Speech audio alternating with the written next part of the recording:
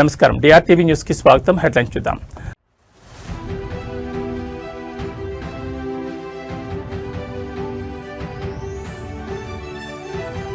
దేశవ్యాప్తంగా ఈద్ సంబరాలు, తెల్లవారుజాము నుంచే కిక్కిరిసిన మసీదులు.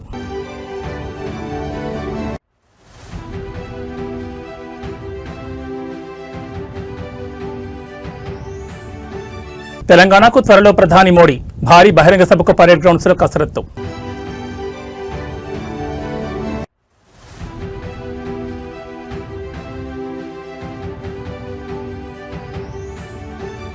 తిరుమల శ్రీవారి చెంత సీఎం చంద్రబాబు, మనవడు దేవాంశ్ పుట్టినరోజు సందర్భంగా కుటుంబ సమేతంగా దర్శనం.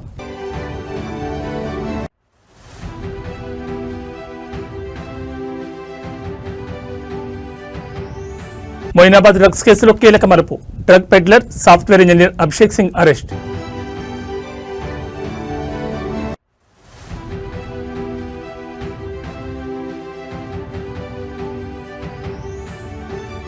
బంగాళాఖాతంలో ఉపరితల ఆవర్తనం, ఉత్తరాంధ్ర కోస్తా తీరాల్లో పిడుగులతో కూడిన వర్షాలు. ఇక డీటెయిల్స్ చూస్తే పవిత్ర రంజాన్ మాసం ముగింపు సందర్భంగా దేశ రాజధాని ఢిల్లీలో ఈద్ ఉల్ ఫితర్ వేడుకలు అత్యంత వైభవంగా జరిగాయి. చారిత్రాత్మక జామా మసీద్ ముస్లిం సోదరుల సామూహిక ప్రార్థనతో కిక్కిరిసిపోయింది. ఇవాళ ఉదయాన్నే వేలాది మంది ముస్లింలు జామా మసీద్ చేరుకుని ప్రత్యేక ఈద్ నమాజ్ నిర్వహించారు. మసీద్ ప్రాంగణమే కాకుండా పరిసర వీధులన్నీ భక్తులతో నిండిపోయాయి. ప్రార్థనల అనంతరం ముస్లిం సోదరులు ఒకరినొకరు ఆలింగనం చేసుకుని ఈద్ ముబారక్ అంటూ శుభాకాంక్షలు తెలుపుకున్నారు. కులమతాలకు అతీతంగా అందరూ కలిసిమెలిసి ఉండాలని ఈ సందర్భంగా ప్రార్థించారు. దేశం సుభిక్షంగా ఉండాలని, ప్రజలందరి మధ్య శాంతి సౌభాగ్యం విరజల్లాలని ప్రత్యేక దువా చేశారు. వేడుకల దృష్ట్యా ఢిల్లీ పోలీసులు పటిష్టమైన భద్రతను ఏర్పాటు చేశారు. ట్రాఫిక్ మళ్లింపులు మరియు డ్రోన్ల ద్వారా నిఘాను కొనసాగించారు.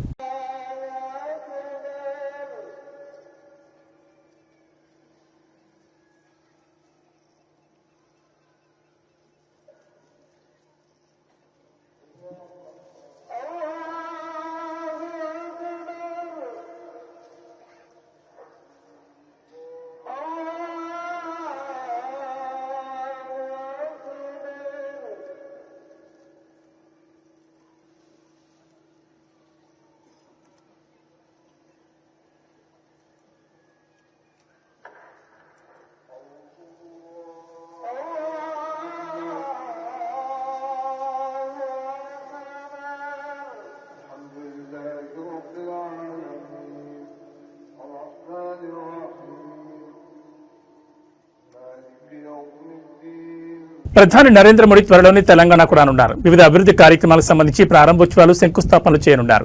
అయితే దీనిపై ఇంకా తేదీలు ఖరారు కాలేదు. పరేడ్ గ్రౌండ్స్ లో ప్రధాని నరేంద్ర మోడీ భారీ బహిరంగ సభను ఏర్పాటు చేయడానికి సన్నాహాలు చేస్తున్నారు. ఈ నెల వచ్చే నెలలో ప్రధాని మోడీ పర్యటన తెలంగాణలో ఉండే అవకాశాలున్నాయని బీజేపీ నేతలు చెబుతున్నారు. అనేక కేంద్ర ప్రభుత్వానికి సంబంధించిన పనులను ఆయన ప్రారంభించడంతో పాటు పలు పనులకు శంకుస్థాపన కూడా చేయనున్నారు. తేదీ ఖరారైన తర్వాత బహిరంగ సభకు రాష్ట్ర నలుమూల నుంచి ప్రజలను తరలించి ఏర్పాట్లు చేస్తారు. దేశ ఆర్థిక వ్యవస్థలో పెను మార్పులు తెచ్చే దిశగా కేంద్ర ప్రభుత్వం అడుగులు వేస్తోంది. ఏప్రిల్ 1, 2026 నుంచి దేశవ్యాప్తంగా అమల్లోకి రానున్న కొత్త ఆదాయ పన్ను చట్టం 2025పై కేంద్ర ఆర్థిక మంత్రి నిర్మలా సీతారామన్ కీలక వ్యాఖ్యలు చేశారు. దశాబ్దాల కాలం నాటి సంక్లిష్టమైన నిబంధనలు తొలగించి పన్ను చెల్లింపుదారులకు అత్యంత సులభతరమైన వ్యవస్థను అందుబాటులోకి తెస్తున్నట్లు ఆమె వెల్లడించారు. పాత చట్టంలో ఉన్న సంక్లిష్టమైన 819 విభాగాలను గణనీయంగా తగ్గించి కేవలం 536 విభాగాలకు పరిమితం చేశారు. దీనివల్ల చట్టం పరిధి తగ్గి అర్థం చేసుకోవడం సులభమవుతుంది. సామాన్య పన్ను చెల్లింపుదారులకు కూడా అర్థమయ్యేలా స్పష్టమైన భాషలో నిబంధనలు రూపొందించారు.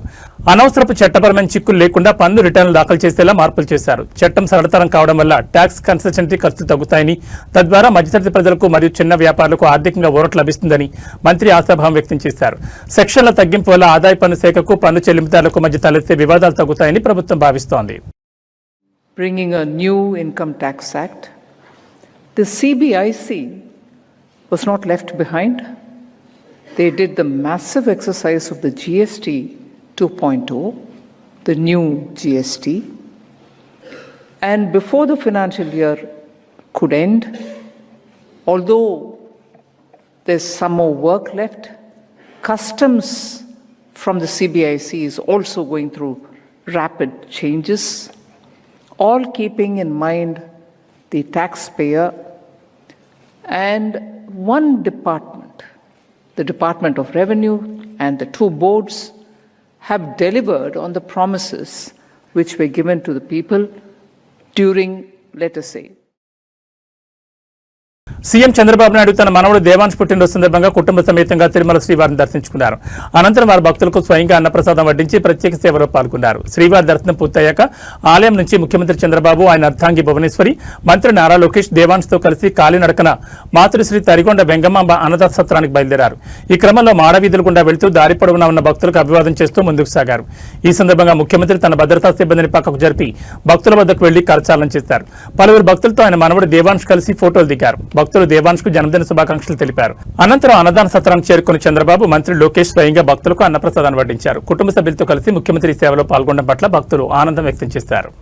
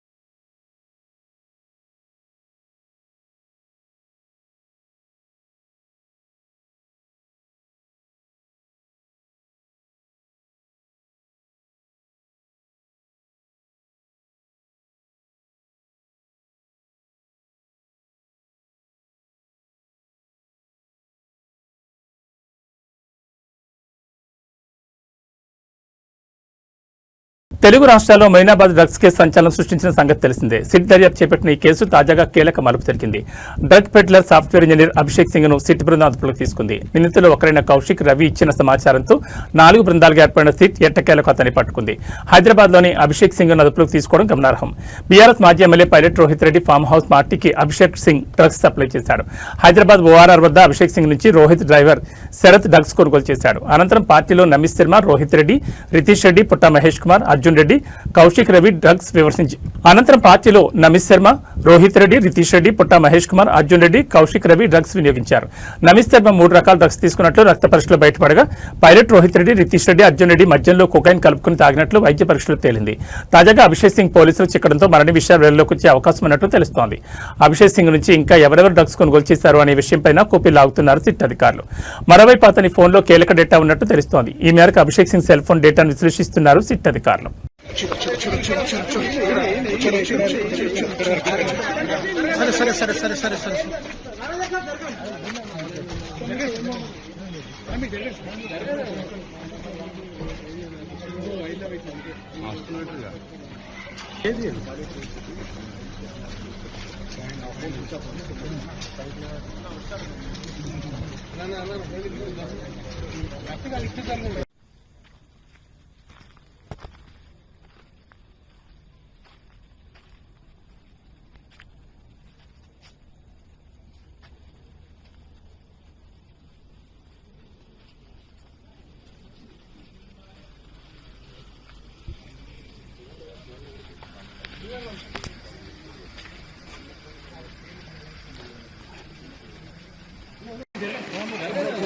నెంబర్ 1 పోయిర్రు, నెంబర్ 2 ఓకే.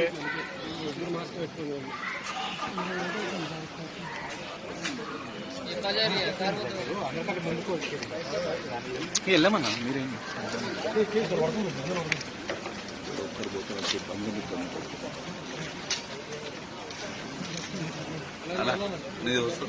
ఫోన్ డౌన్ చేయాలన్నా లోగో.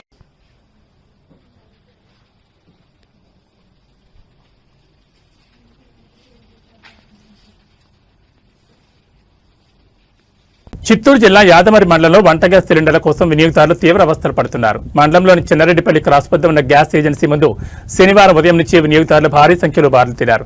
కిలోమీటర్ల మేర క్యూ లైన్లో నిలబడి సిలిండర్ల కోసం వేచి చూస్తున్న దృశ్యాలు స్థానికంగా కలకలం రేపుతున్నాయి. గత కొంతకాలంగా జిల్లాలో గ్యాస్ సిలిండర్ల సరఫరా అస్తవ్యస్తంగా మారిందని వినియోగదారులు ఆరోపిస్తున్నారు. బుకింగ్ చేసుకున్నప్పటికీ సకాలంలో సిలిండర్లు డెలివరీ కాకపోవడంతో ప్రజలు నేరుగా ఏజెన్సీల వద్దకు చేరుకుంటున్నారు. ఉదయం 6 గంటల నుంచే చిన్నారెడ్డిపల్లి క్రాస్ వద్ద జనం క్యూ కట్టారు. ఎండ తీవ్రత పెరుగుతున్నా గంటల తరబడి వేచి ఉన్నా కనీసం ఒక్క సిలిండర్ కూడా దొరకడం లేదని మహిళలు, వృద్ధులు ఆవేదన వ్యక్తం చేస్తున్నారు. స్టాక్ లేదని ఏజెన్సీ నిర్వాహకులు చెప్తున్నారు. కానీ సరైన సమాధానం ఇవ్వడం లేదు. గ్యాస్ కొరత వల్ల వంట చేసుకోవడానికి కూడా ఇబ్బంది పడుతున్నామని స్థానిక వినియోగదారులు తమ అసహనాన్ని వ్యక్తం చేశారు. ఓవైపు ప్రభుత్వం మరియు జిల్లా కలెక్టరేట్ అధికారులు గ్యాస్ కొరత లేదని, నిల్వలు పుష్కలంగా ఉన్నాయని ప్రకటిస్తున్నప్పటికీ క్షేత్రస్థాయిలో మాత్రం వినియోగదారులకు క్యూ లైన్లు తప్పడం లేదు. తక్షణమే జిల్లా యంత్రాంగం స్పందించి గ్యాస్ సరఫరాను క్రమబద్ధీకరించాలని చిన్నారెడ్డిపల్లి పరిసర గ్రామస్తులు డిమాండ్ చేస్తున్నారు. ఏజెన్సీల వద్ద జరుగుతున్న గందరగోళాన్ని నివారించి బుకింగ్ ప్రాధాన్యత ప్రకారం సిలిండర్లను పంపిణీ చేయాలని కోరుతున్నారు.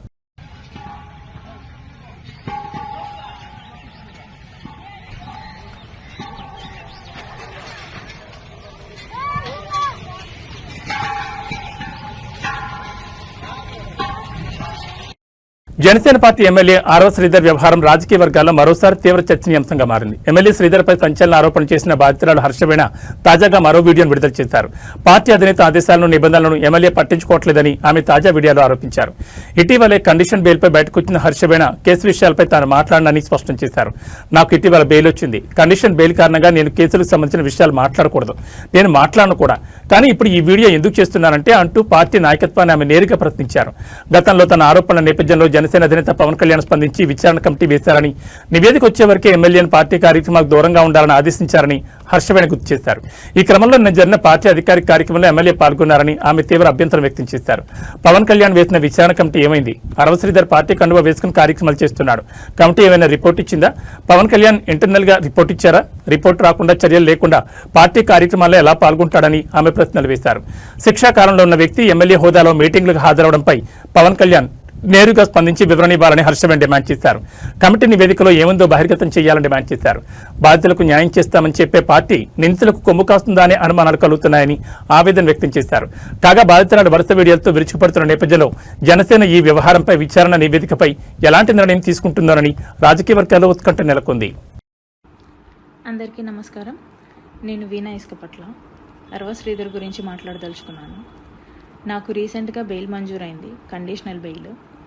దాంట్లో కండిషన్స్ పరంగా నాకు ఏదైతే బెయిల్ మంజూరైందో ఆ 2 కేసెస్ మీద నేను ఎటువంటి విధంగానూ మాట్లాడకూడదు. అది సోషల్ మీడియా ద్వారా కానీ, మీడియా ద్వారా కానీ, లేకపోతే డైరెక్ట్గా కానీ ఆ కేసెస్ గురించే నేను మాట్లాడకూడదు. సో నేను నాకు బెయిల్ మంజూరైన కేసెస్ గురించి నేను అస్సలు మాట్లాడదలుచుకోలేదు. ఇప్పుడు ఎందుకు మాట్లాడుతున్నానంటే ఇది different, not related to case. ఏంటంటే నేను నా గురించి నా బాధని మీడియాకి వెల్లడించినప్పుడు, ఎక్స్పోజ్ అయినప్పుడు జనసేన అధినేత అయిన పవన్ కళ్యాణ్ గారు సహృదయంతో ఒక కమిటీ వేశారు ఆర్వ శ్రీధర్ ఎమ్మెల్యే మీద. ఆ కమిటీ రిపోర్ట్ వచ్చేంత వరకు జనసేన పార్టీ కార్యక్రమాల్లో, ప్రోగ్రామ్స్లో పార్టిసిపేట్ చేయకూడదు అని చెప్పేసి ఆ లెటర్లో ఉంది. అలాగే కమిటీ వాళ్ళు వచ్చి 2 నెలలు అవుతుంది, 1.5 నెల అవుతుంది. ఎటువంటి రిపోర్ట్ లేదు. రిపోర్ట్ వచ్చేంత వరకు జనసేన పార్టీ ప్రోగ్రామ్స్కి శ్రీధర్ ఇన్వాల్వ్ అవ్వకూడదు, అటెండ్ అవ్వకూడదు అనేది ఆ పార్టీ అధినేత నిర్ణయించిన విషయం అందరికీ తెలిసింది. కాకపోతే ఈరోజు 20వ తారీఖు మార్చిన జనసేన ఎమ్మెల్యే ఆర్వ శ్రీధర్ పార్టీ కండువాని ధరించి ప్రోగ్రామ్కి అటెండ్ అవ్వడం జరిగింది. ఆ ఫొటోస్ని బహిరంగంగా సోషల్ మీడియాలో అందరూ అప్లోడ్ చేయడం జరిగింది. అందరూ అనగా ఆర్వ శ్రీధర్, ముక్క రూపానంద్ రెడ్డి, ముక్క వరలక్ష్మి, వీళ్ళందరూ అప్లోడ్ చేయడం జరిగింది. ఎలా అప్లోడ్ చేశారో అనేసి నేను క్వశ్చన్ చేస్తున్నాను. ఈ క్వశ్చన్ జనసేన అధినేత పవన్ కళ్యాణ్ గారిని నేను క్వశ్చన్ చేస్తున్నాను. సార్, మీరు ఇంటర్నల్గా ఏమైనా రిపోర్ట్ ఇచ్చారా? క్లియరెన్స్ సర్టిఫికేట్ ఇచ్చారా శ్రీధర్కి? అంత బహిరంగంగా జనసేన కండువా వేసుకున్నాడు అంటే ఎమ్మెల్యే ఆర్వ శ్రీధర్కి మీరు క్లియరెన్స్ ఇచ్చారా? రిపోర్ట్ ఇచ్చారా ఇంటర్నల్గా? ఒకవేళ అలాంటి రిపోర్ట్ ఏమన్నా ఇస్తే నాకు కూడా తెలియజేయండి దయచేసి. ఎందుకంటే అతని పార్టీ కండువా వేసుకోవడం ఈజ్ అన్ అఫెన్స్ అనేసి నేను ఈ వీడియో చేస్తున్నాను.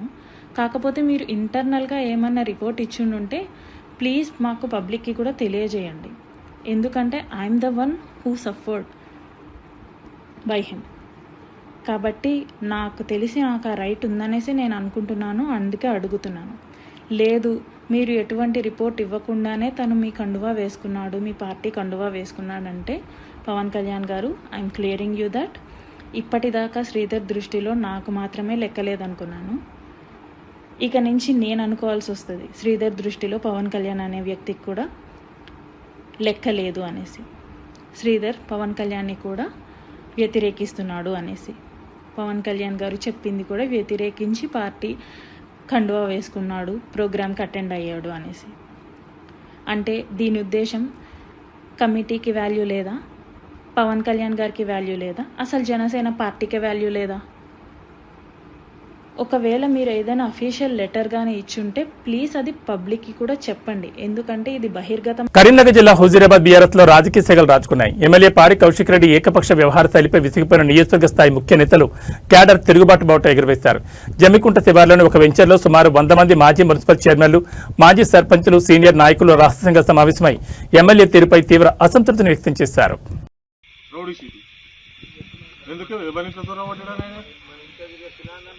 ఎవరింట్లో చొరబడ్డాడు ఆయన దేని గురించి ఆయన రౌడీ షీట్ ఓపెన్ చేయంటాడు. మళ్ళీ వినవాళ్ళకి అయితే పాప ఆయన అప్పటిదప్పుడు మాత్రం ఢిల్లీలో కూడా ఆయన సేవ్ చేసిండు. నీ ఎంబడి తిరిగటం డ్యామేజ్ చేస్తావు, సేమ్ ఎల్లికి ఎగేసుడు మళ్ళీకి దిగేసుడు. ఇప్పుడు వీళ్ళని పెట్టిండు కదా, వీళ్ళు నోడదేం కాదు. సీనియర్ అనేటోడు వీళ్ళు ఉండొద్దు, నా కింద అన్న అని తిరిగేటోడు ఉండాలి. కానీ నేను ఒక అన్న అనొద్దు, ఆయన్ని అందరూ అన్న అనాలి. ఇప్పుడు అప్పుడు చూస్తుంది కదా మన ఎమ్మెల్సీ విప్ వచ్చినప్పుడు, అన్న ఎందుకు తిరుగుతారా బుచ్చపని ఎందుకు తిరుగుతారు, 10 కార్లు 20 కార్లు వీడియోలు సెల్ఫీలు ఎందుకు రాపోయి, ఇది ఏంది ఎక్కడి కదా.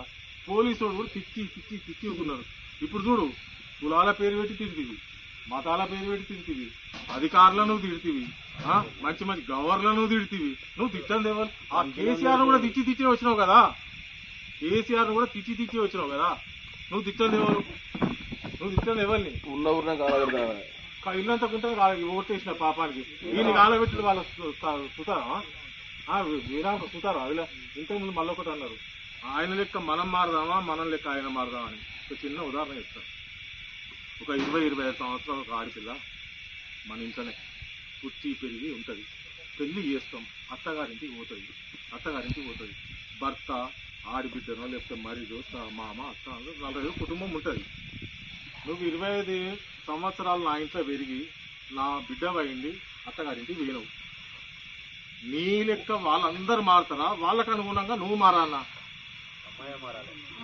లేకపోతే అమ్మాయి గురించి ఆ కుటుంబం మొత్తం మారుతుందా? అట్లనే కాన్షియన్స్ గా 2 లక్షల చిల్లర ప్రజలు ఉన్నాం మనం. మనలాగా ఆయనే మారాలన్నా, ఆయన లెక్క మనందరం మారదామా? మనం మారన్నా. ఇప్పుడు నేను హైదరాబాద్ సెంటర్ కొట్టుకుంటా, ఏ కాలం తిరుగుతా, ఊళ్ళోకి వచ్చే వాళ్ళకి ఎవరితో ఎట్లున్నానో అట్లుండాలి. నేను నా లెక్క నువ్వు ఉండాలంటే కుదురుతుందా?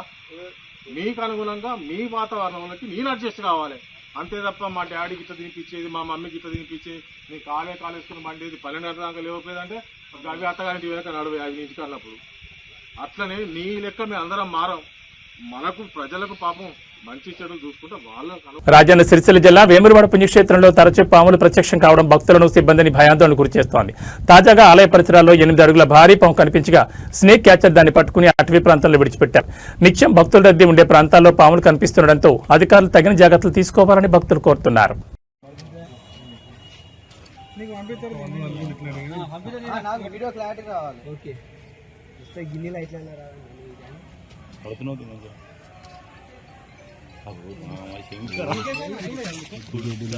బాగా తిన్నది, అది బాగా పెద్దది, మజ్జు ఉన్నది, అది బాగా మజ్జు ఉన్నది.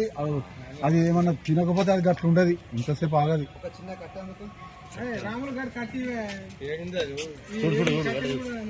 బుස්සలు కొట్టు అది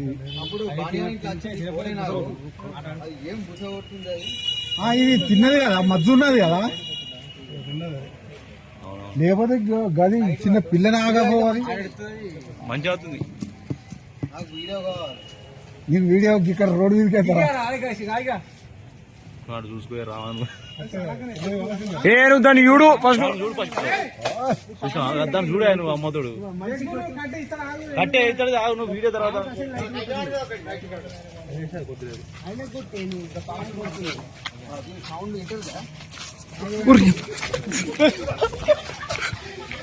అలా బుచ్చుకుంటాను అది కరెక్ట్ యాక్టివ్ అది ఏడాగు సార్ అది అది మధ్య బాగా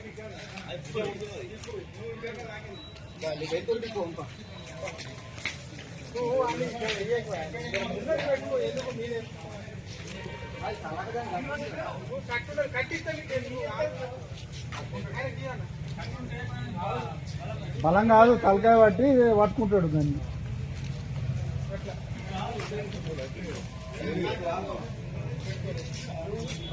అదే అదే ఇది మధ్య ఉన్నదేంటి బాగా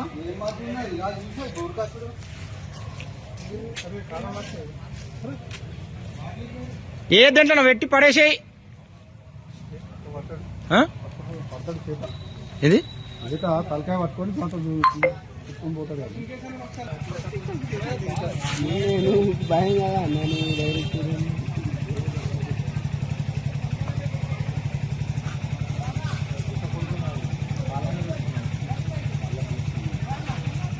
అది నమ్మిస్తుంది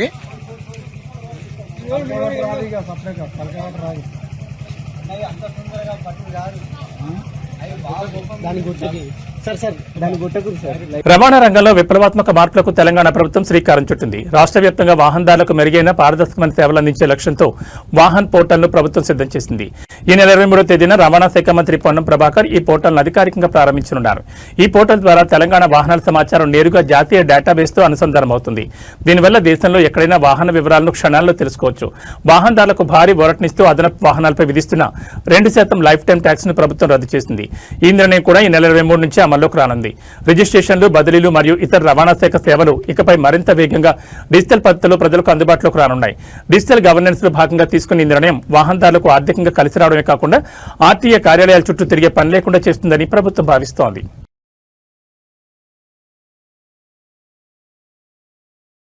సికింద్రాబాద్ అల్వాల్లో ఒక విషాదకర ఘటన చోటు చేసుకుంది. ఇంట్లో పెంపుడు పిల్లిని ఉంచుకునే విషయంలో తలెత్తిన చిన్నపాటి వివాదం ఒక మెడికల్ స్టూడెంట్ ప్రాణం తీసుకునే వరకు వెళ్లడం స్థానికంగా తీవ్ర దిగ్భ్రాంతిని కలిగించింది.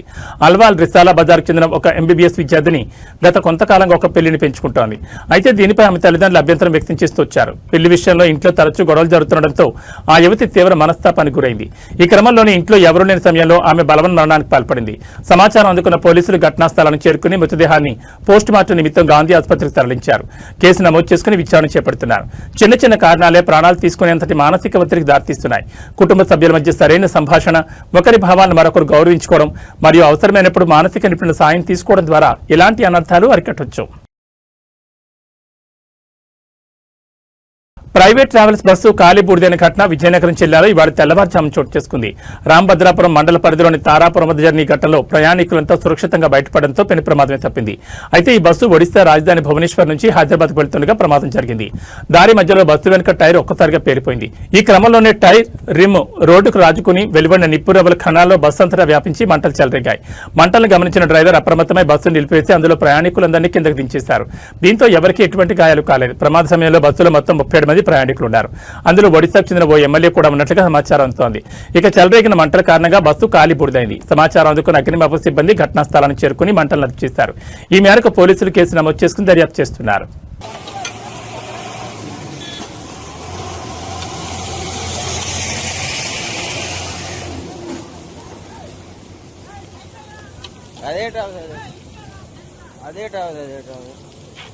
ఎస్సీ వచ్చాడా? ఎస్సీఏ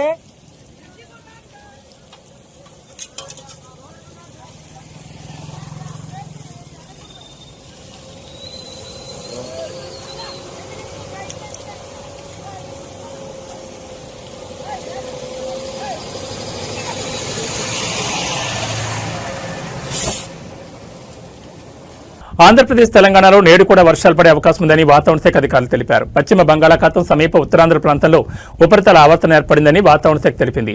సముద్ర మట్టానికి 3.1 కిలోమీటర్ల ఎత్తులో కొనసాగుతున్న ఉపరితల ఆవర్తనం ఉందని చెప్పింది. రానున్న 24 గంటల్లో 2 తెలుగు రాష్ట్రాల్లో వర్షాలు పడే అవకాశం ఉందని వాతావరణ శాఖ వెల్లడించింది.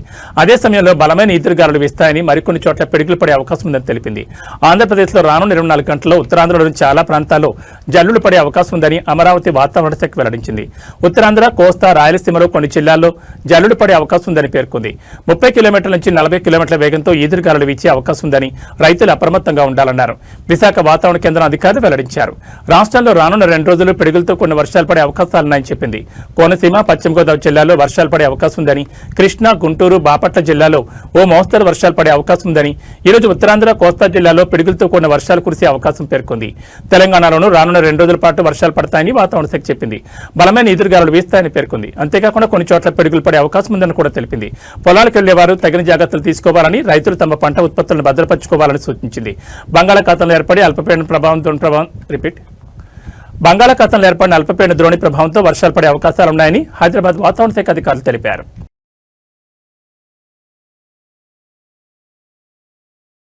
ఇవి బులెటిన్ విశేషాలు. మరో బులెటిన్లో మళ్ళీ కలుసుకుందాం. నమస్కారం.